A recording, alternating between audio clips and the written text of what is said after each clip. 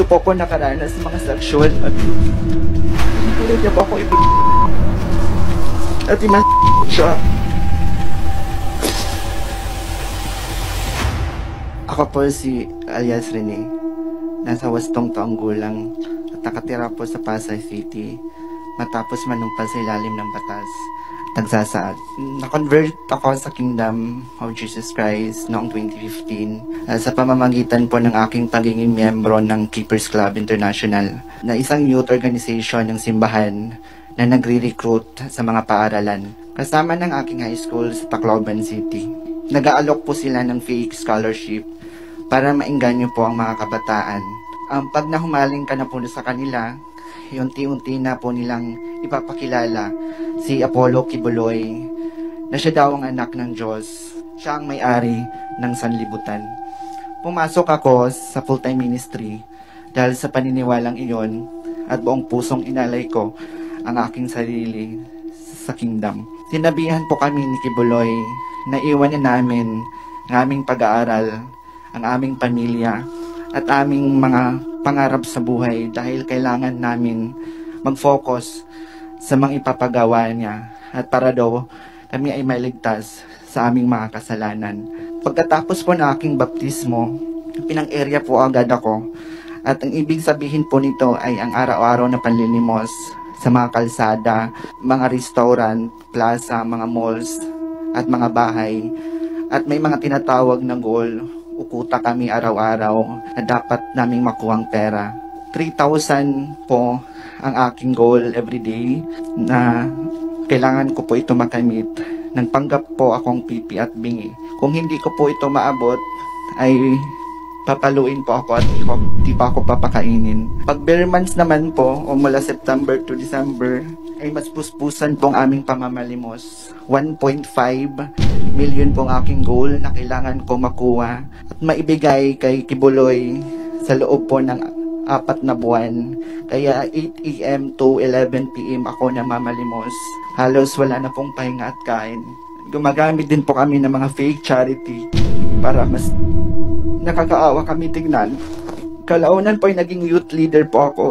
At naging task ko po ang pagre-recruit sa iba pang mga kabataan na umanib po sa simbahan at mamalimos din.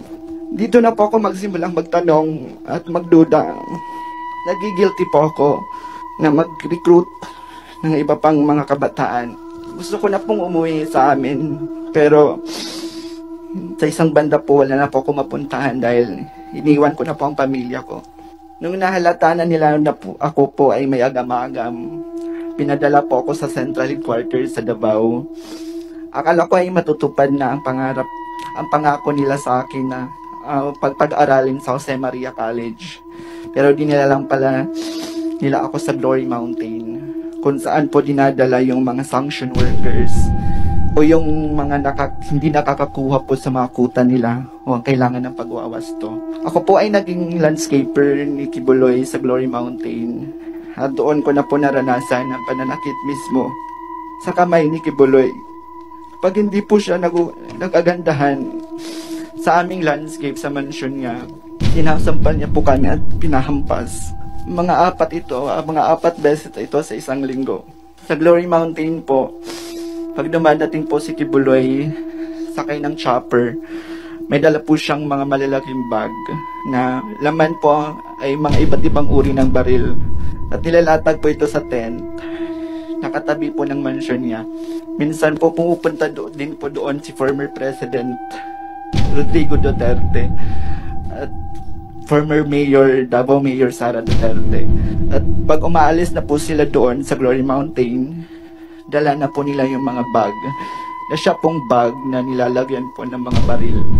Noong 2020 po, nagpaalam po ako na umuwi sa amin dahil hindi ko na po kaya yung pananakit ni Kibuloy. Inassign naman po ako pero hindi po ako pinayagan. Inassign naman po ako sa personal assistant ni June Andrade na isang sa mga mataas na opisyal ng kingdom. Ito po ako nakaranas ng mga sexual abuse. Pinipilit niya ako na pinipilit niya po ako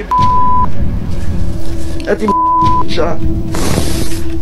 May basbas naman doon ito kay Kibuloy. Sinumong ko ito sa Executive Secretary ng Kingdom at CEO ng McDonald's KJC na si Eleanor Cardona. Pero di ako hindi po naniwala because pinagalitan ako sinampal dahil grabe na daw po yung yawa sa loob ko. Pinag-fasting ako ng 7 araw na walang kain. Gusto ko na pong tawagan yung family ko para humingi ng tulong. Pero wala na po akong cellphone. Kalagitnaan po ng 2020, ako po ay na-assign sa SMNI News sa Makati bilang pong researcher. 8 AM to 4 PM po yung duty ko sa newsroom. At 6 PM to 11 PM naman po ako namamalimos. Si Tina San Pedro po, na boss namin sa SMNI. Ay siya din nagsasabi sa amin na kailangan namin ma-hit yung aming mga goals. Minsan din hindi ko po ito naaabot dahil na rin sa pagod sa duty sa newsroom. Kaya sinasampal po ako at hinahampas ng libro ni Tina San Pedro. 2021 po ako umalis ng tuloy ng Kingdom. Buong loob ko at kahit natatakot ako. Sabi ko hindi na ako magpapapigil pa. Noong unang araw yun nila ako payagan. Pero kalaunay pumayag sila matapos ko sabihin na kakasuhan ko si Tina San Pedro. Pero bago po ako umalis ng SMNI, kinausap po ako ng SMNI CEO Marlon Rosete na wag daw ako magsasalita tungkol sa Kingdom, anong mga nalalaman ko, especially sa mga nakita ko sa Glory Mountain. Kung hindi, ipapakulong daw ako at mawawala ako dito sa mundo. Nanahimik po ako ng ilang taon. Bit-bit po ang trauma, ang aking mga pinagdaanan. Lalo na po ako ay member ng LGBTQ community.